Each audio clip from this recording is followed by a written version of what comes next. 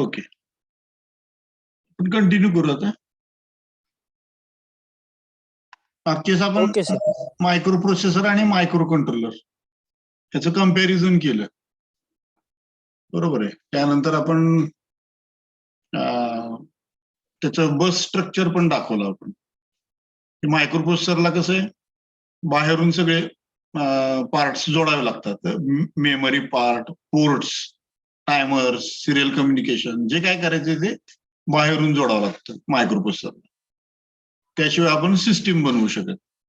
तसं मायक्रो कंट्रोलरला बाहेरून काही जोडायची आवश्यकता नाही, कारण मायक्रो कंट्रोलर चिप मध्येच सर्व फंक्शन्स त्यांनी इनबिल्ट दिलेले. त्याच्यामुळं तो मोठा ऍडव्हान्टेज मायक्रो कंट्रोलरला मिळतो. Okay, now let us go to the 8051. This is the microcontroller we are going to study. 8051 microcontroller.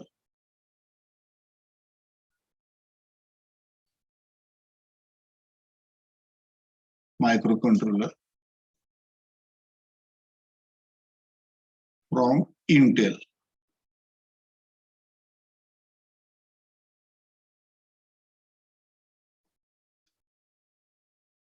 Okay, so 8051, it was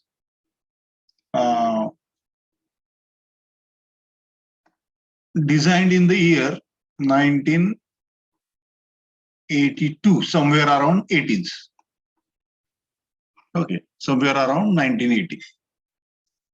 So this 8051 microcontroller, almost 40 years back, it was designed and manufactured. And the important thing is, this microcontroller is still used in the market. Okay, even after 40 years, you must have seen how much technology has changed in the last 40 years. Still, we or electronic students or electronic people, they are still using 8051 microcontroller. Okay, of course, not the fundamental 8051 microcontroller, but the family members of 8051 microcontroller. Family members means we have upgraded, or Intel has upgraded, or many other companies have upgraded this 8051 microcontroller. Okay, there were some limitations of the basic microcontroller 8051, and those limitations were improved upon by other companies, and they have provided the upgraded version of the same 8051. We call them as family members of the 8051. Okay, so what were the features? What were the features of 8051 microcontroller? So what features, वैशिष्ट्य काय? What features were there in 8051 microcontroller? हा microcontroller मध्ये काय features होते, काय वैशिष्ट्य होते?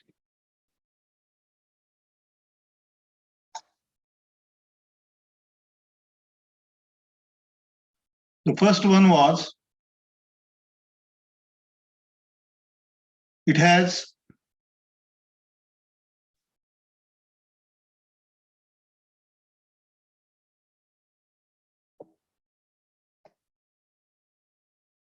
it is 8-bit microcontroller. It is an 8-bit microcontroller. Okay, 8085 was 8-bit microprocessor. 8051 is 8-bit microcontroller. Why we call it as 8-bit microcontroller? Because we can perform different operations on 8-bit data. Okay, suppose I want to add two numbers, so I can add two 8-bit numbers. I want to logically perform some operation like AND operation, OR operation, XOR operation. I can perform logical operations on 8-bit data. Correct. So I can add the 8-bit data, I can subtract the 8-bit data, I can multiply the 8-bit data, I can divide the 8-bit data. Any type of arithmetic or logical or data transfer instruction I can perform on 8-bit data. That's why microcontroller 8051 is called 8-bit microcontroller. Okay, this is very important part. Second thing is it has 128 bytes of RAM memory.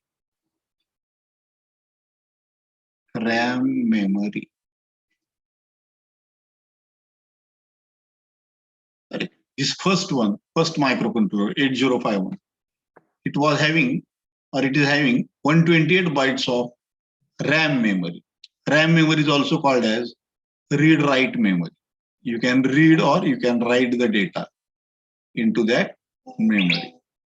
It is called read-write memory.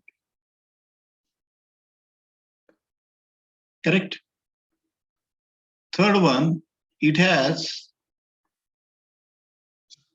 4 bytes of ROM memory. It has 4 kilobytes of ROM memory. ROM memory means read-only memory. You can only read the data or program from that memory. It is read-only memory. Okay, you can read the data from that memory, or you can read some codes, language codes from that memory. You can read the program from that memory. So whatever operation you want, you can perform. Okay, but only reading, not writing. Writing is not allowed. Okay, already the data is present in the ROM memory, or programs are present in the ROM memory, and just we can only read these codes or read the data in that memory, but you cannot write the data. That is important. In RAM, you can read as well as write. Not only read, you can also write the data into that memory. That is the basic difference between RAM and the ROM. And the fourth one is it has 2 timers. It has 2 timers, 16-bit timers. It has 2 16-bit timers.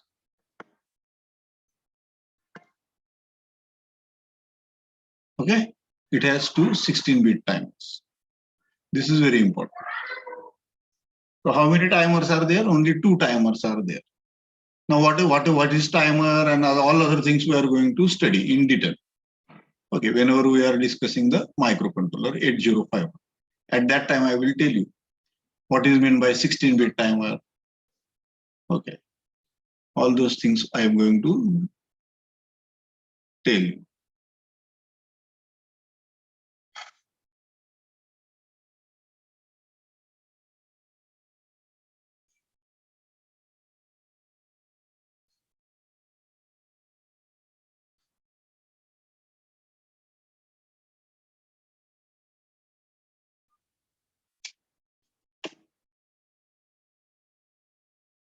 Okay, I will clear this.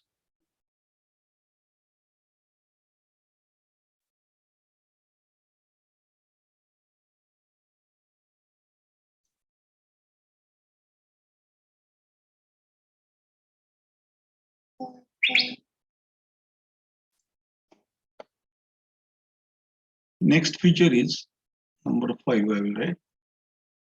It has 1 serial port. 8051 has 1 serial port.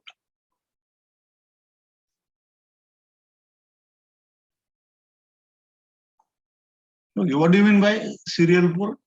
It means that what is port? Port is a you can say a component, electronic component, where from you can send the data or where from you can accept the data. Okay, आपल्याला समजा प्रिंटरला आपल्याला काही print करायचं असेल तर आपण काय करतो, प्रिंटरला डेटा पाठवतो. ठीक आहे, मध्ये केबल जोडलेली असते प्रिंटर आणि कॉम्प्युटरच्या मध्ये. कॉम्प्युटर मधनं आपण डेटा त्याला पाठवतो प्रिंटरला. प्रिंटर तो डेटा घेतो आणि प्रिंट करतो. करेक्ट. तर हे जे डेटा पाठवणे किंवा बाहेरचा डेटा घेणे हे जे ज्या ह्याच्यापासून चालू असतं कॉम्पोनंट पासून, त्याला आपण पोर्ट म्हणतो. We call it as a port. ठीक आहे, दोन प्रकारचे पोर्ट्स आहेत. One is parallel port. दोन प्रकारची पोर्ट्स आहेत, parallel port and serial port. And serial. Parallel पोर्टचा अर्थ काय? जर मला हा 8 बिट डेटा समजा 10111010 हा 8 बिट डेटा आहे. Correct. This is 8 bit data. हा डेटा मला जर बाहेर पाठवायचा असेल तर मला काय लागेल, प्रत्येक बीटला एक पिन लागेल. बरोबर आहे, एक वायर लागणार मला. हे 1, नंतर हे 0, हे 1, हे 1, नंतर हे 1, हे 0, हे 1 आणि हे 0. ही बीट पाठवायला एक वायर लागेल, ही बीट पाठवायला एक वायर लागेल, ही बीट पाठवायला एक वायर लागेल. प्रत्येक बीट पाठवायला मला एक एक वायर लागेल. कारण 1 म्हणजे हाय व्होल्टेज. 1चा अर्थ हाय व्होल्टेज आणि 0चा अर्थ लो व्होल्टेज. ठीक आहे, प्रत्येक वायरवर मला एकतर हाय व्होल्टेज दिसेल किंवा लो व्होल्टेज दिसेल. हाय व्होल्टेज दिसले की म्हणायचं 1 आहे तिथं, आणि लो व्होल्टेज दिसलं त्या वायरवर की म्हणायचं 0 आहे. करेक्ट. सो किती वायर्स लागल्या मला? 8 वायर्स. I need 8 wires. 8 वायरवर मी एकदम डेटा पाठवू शकतो. Okay, at a time. At a time मी सगळा डेटा 8च्या 8 वायरवर पाठवू शकतो. That is called as parallel port. म्हणून याला पॅरलल पोर्ट म्हणायचं. एकाच वेळीस 8च्या 8 बिट्स आपण बाहेर पाठवू शकतो किंवा बाहेरच्या 8 बिट्स आपण आतमध्ये रिसिव्ह करू शकतो. Okay. So I need 8 wires for that. Plus ground wire will be required. Common ground wire will be required. So this is called as a parallel. आता या उलट जर मी हा डेटा एक प्रत्येक डेटासाठी एक वायर वापरायच्या ऐवजी मी जर असं केलं, एक बीट पाठवली, पहिल्यांदा 1 पाठवली त्या एकाच वायरवर पहिल्यांदा 1 पाठवली, थोडा वेळ मध्ये गॅप टाकला, नंतर 0 पाठवलं त्याच वायर. थोडा वेळ मध्ये गॅप टाकला, परत 1 पाठवलं, मध्ये गॅप टाकला, टाइम गॅप, परत 1 पाठवलं, परत थोडासा गॅप, टाइम गॅप, परत 1, परत 0, परत 1 आणि परत 0. असं जर मी डेटा पाठवला, सुट्टा करून एक बिट पाठवली, ठीक आहे, तर मला किती वायर लागणार आहे? एकच वायर लागेल आणि एक ग्राउंडची वायर. डेटा पाठवण्यासाठी मला एकच वायर लागेल. त्याच्यावर मी एकतर 1 पाठवीन म्हणजे हाय व्होल्टेज पाठवीन किंवा लो व्होल्टेज पाठवीन. ओके. आणि दोघांच्या हाय आणि लोच्या मध्ये थोडासा टाइम गॅप ठेवणार. ठीक आहे. म्हणजे मला एकच वायर लागेल डेटा पाठवण्यासाठी. तसंच एक वायर लागेल मला डेटा रिसिव्ह करण्यासाठी. 2 वायर्स लागतील, एक डेटा पाठवायला, एक डेटा रिसिव्ह करायला, आणि एक कॉमन ग्राउंड. कारण आपण व्होल्टेज जे मोजतो, हाय व्होल्टेज किंवा low voltage, it is with reference to the common ground. ग्राउंडला आपण 0 पोटेन्शियल म्हणतो, 0 व्होल्टेज म्हणतो, आणि त्याच्याशी रिलेटेड आपण बाकीच्या सगळ्या ह्याचे पॉइंटचे व्होल्टेजेस मोजत असतो. Okay. So I require only 3 wires. 3 wire लागतील मग. एक डेटा पाठवण्यासाठी, एक बीट सुट्टी करून पाठवणार आहे मी, एक डेटा बाहेरचा डेटा रिसिव्ह करण्यासाठी, आणि एक दोघांमध्ये कॉमन ग्राउंड. कारण आपल्याला रेफरन्स पाहिजे, रेफरन्स पॉईंट पाहिजे. आता तुम्ही म्हणताल एकाच वेळेस 8 बीट पाठवणं पॅरलल पोर्टनं, म्हणजे 8 वायरीवर, हे कधी पण जास्त चांगलं आहे. कारण एकाच वेळेस मी 8च्या 8 बीट पाठवू शकतो.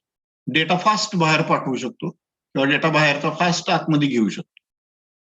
ठीक आहे, करेक्ट आहे.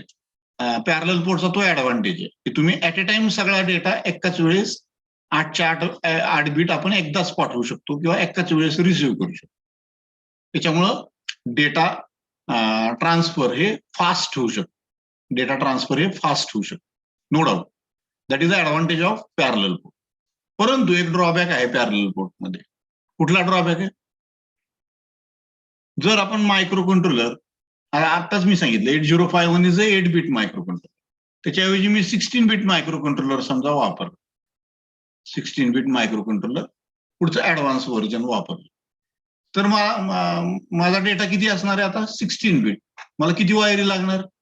16 वायरी लागणार आता, आणि एक ग्राउंडची वायर म्हणजे 17.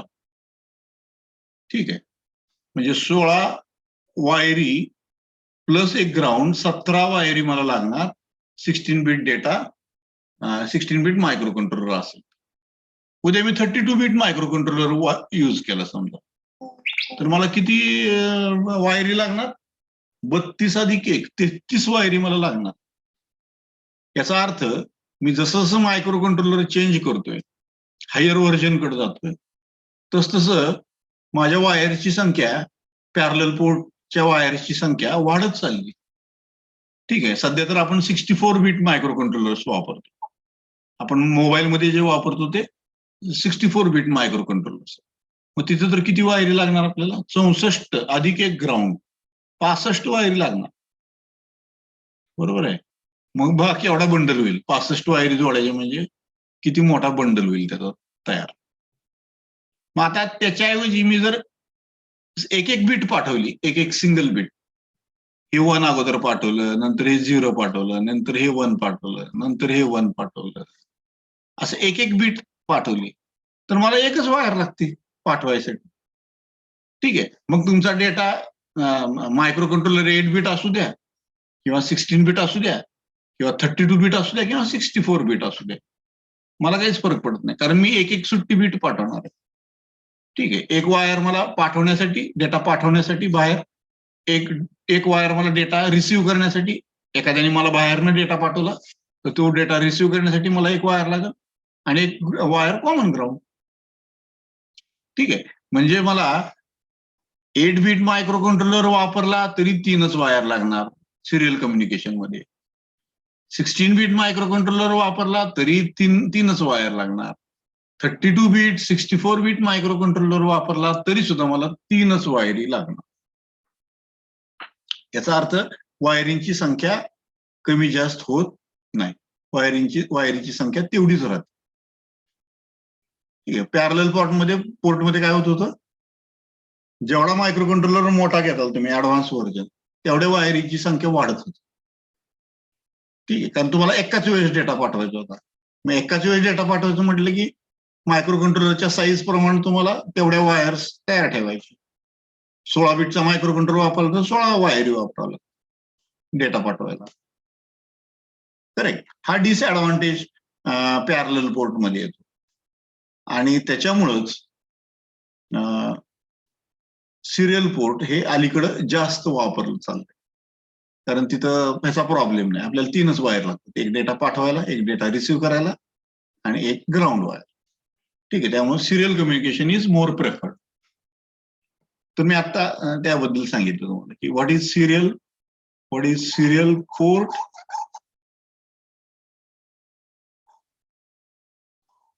I think it is clear.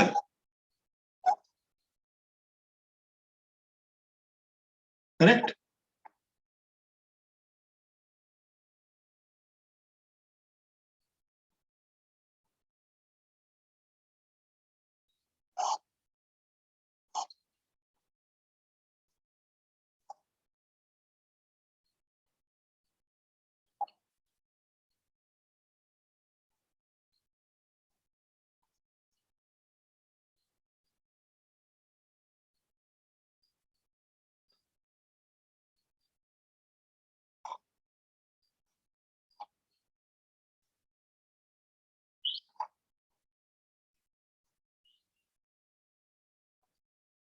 It has one serial port. One serial पोर्टचा अर्थ काय?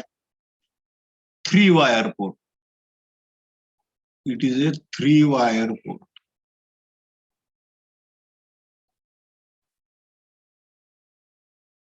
वन सिरियल पोर्टचा अर्थ 3 वायर पोर्ट. एक वायर डेटा पाठवण्यासाठी, एक वायर डेटा रिसिव्ह करण्यासाठी आणि एक वायर ग्राउंड म्हणून, कॉमन ग्राउंड किंवा रेफरन्स ग्राउंड.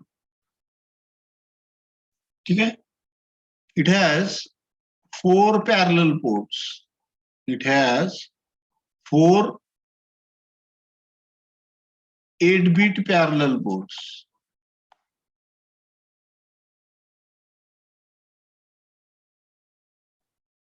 बघा, मायक्रो कंट्रोलरनी 8-bit अशी किती पोर्ट दिलेले? 4 पोर्ट दिलेले. ठीक आहे. याचा अर्थ प्रत्येक पोर्ट मधनं तुम्ही 8-bit डेटा बाहेर पाठवू शकता किंवा 8-bit डेटा आतमध्ये घेऊ शकता ऍट ए टाइम, सायमल्टेनियस. तर अशी 4 पोर्ट्स तुम्हाला अवेलेबल करून दिलेले आहेत 8051. It has 4 8-bit parallel ports. Correct?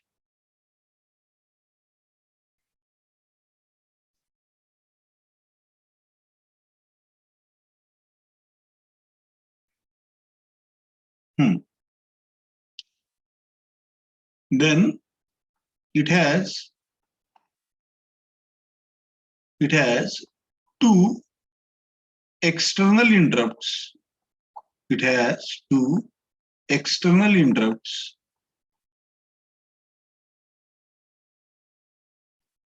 and 3 internal interrupts.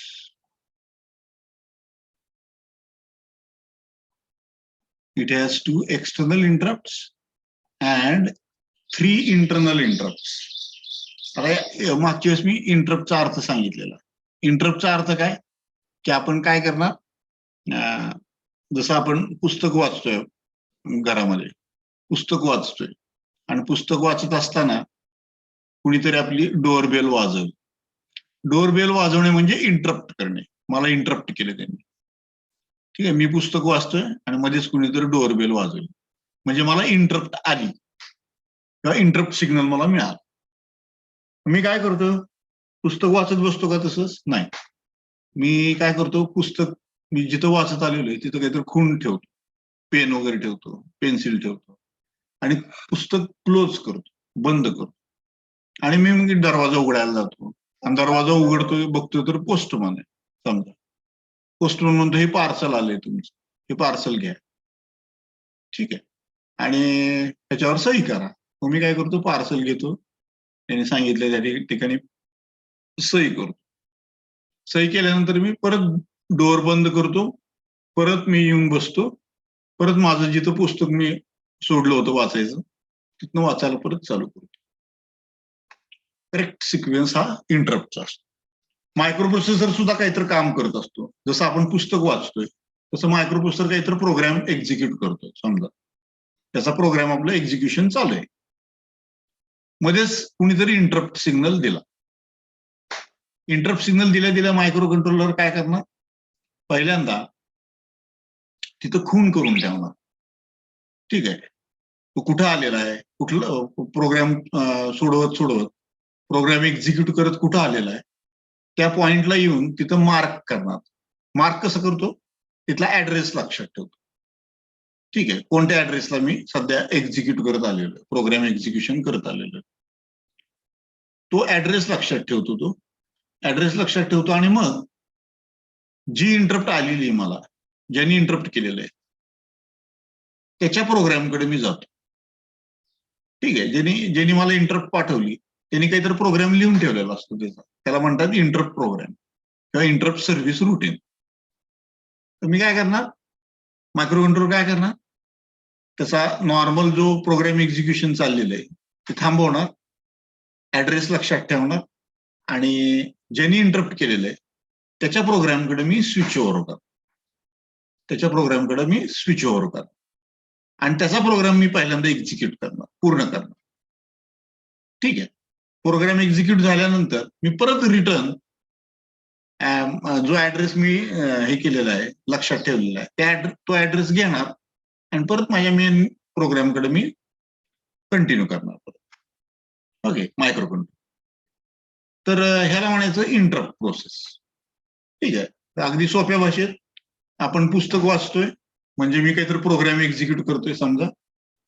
ठीक आहे, मी मायक्रो कंट्रोलर आहे, मी स्वतः काहीतरी प्रोग्राम एक्झिक्यूट करतोय म्हणजेच मी पुस्तक वाचतोय. पुस्तक वाचत असताना डोर बेल वाजवली म्हणजेच इंटरप्ट आली. डोर बेल वाजली म्हणजे इंटरप्ट आली. इंटरप्ट आली की मी काय करतो, पहिल्यांदा जिथं वाचत आलेलो आहे तिथं काहीतरी खून करतो, म्हणजे मी ऍड्रेस सेव्ह करतो तिथला.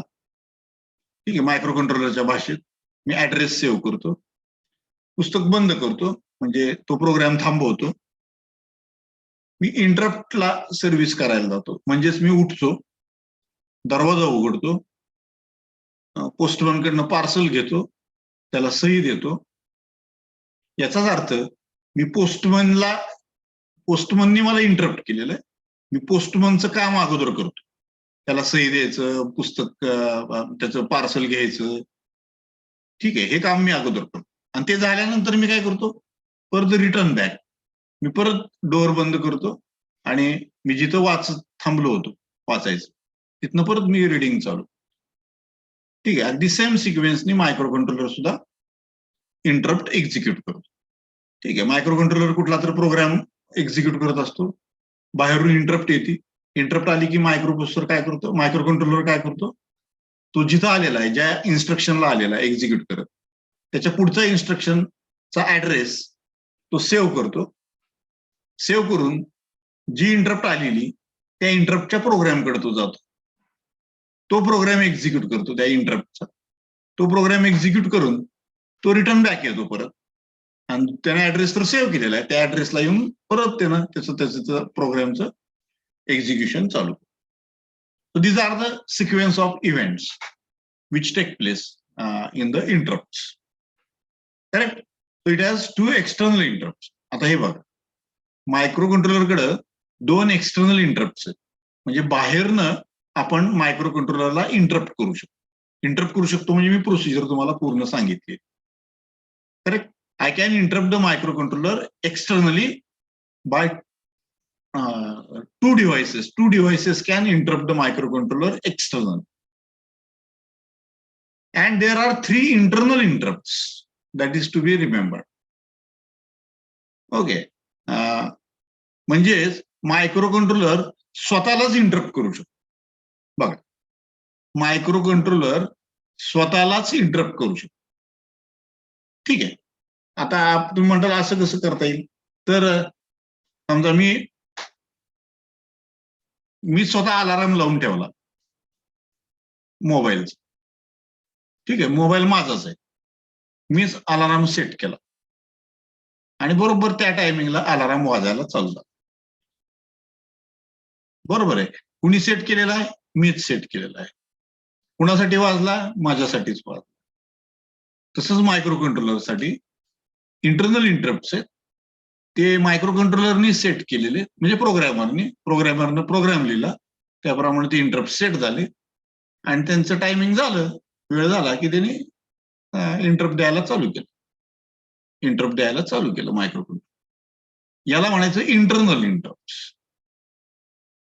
ठीक आहे, बाहेरनं डोअर बेल वाजवणं हे एक्सटर्नल इंटरप्ट आणि मी स्वतःच माझा मोबाईलचा अलार्म सेट करणं, लावणं आणि तो अलार्म वाजला की वेगळं काहीतरी काम करणं, याला म्हणायचं इंटरनल इंटरप्ट. ठीक आहे, तर मायक्रो कंट्रोलर मध्ये असे दोन प्रकारचे इंटरप्ट्स आहेत, एक इंटरनल इंटरप्ट्स आहेत आणि काही external interrupt. So there are two external interrupts and there are three internal interrupts which are present in the microcontroller 805. Okay, so I think it is clear to you. कुणाला काय अडचण आहे का? सुरोसे, थोरबोले? नाही sir. Surose,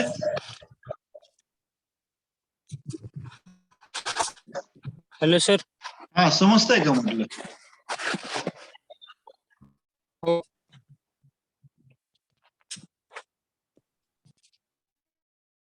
Thorbole समजतंय का?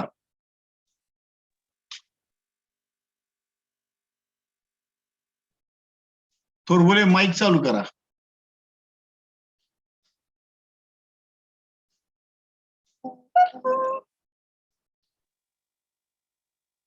हा समजतंय का?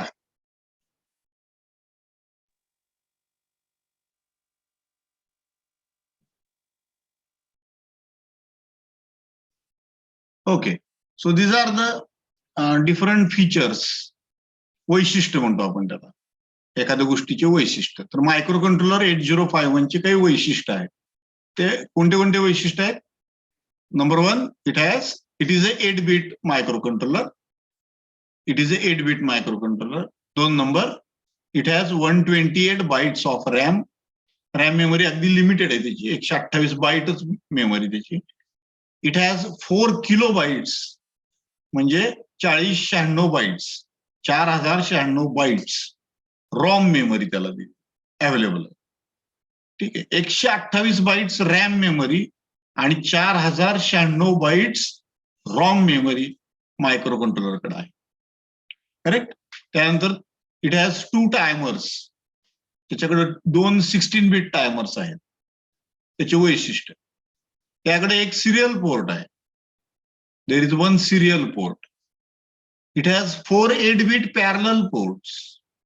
8-bitचे 4 पॅरलल पोर्ट्स त्याच्याकडे आहेत मायक्रो कंट्रोलरकडे. आणि त्याच्याकडे 2 एक्सटर्नल इंटरप्ट्स आणि 3 इंटरनल इंटरप्ट्स.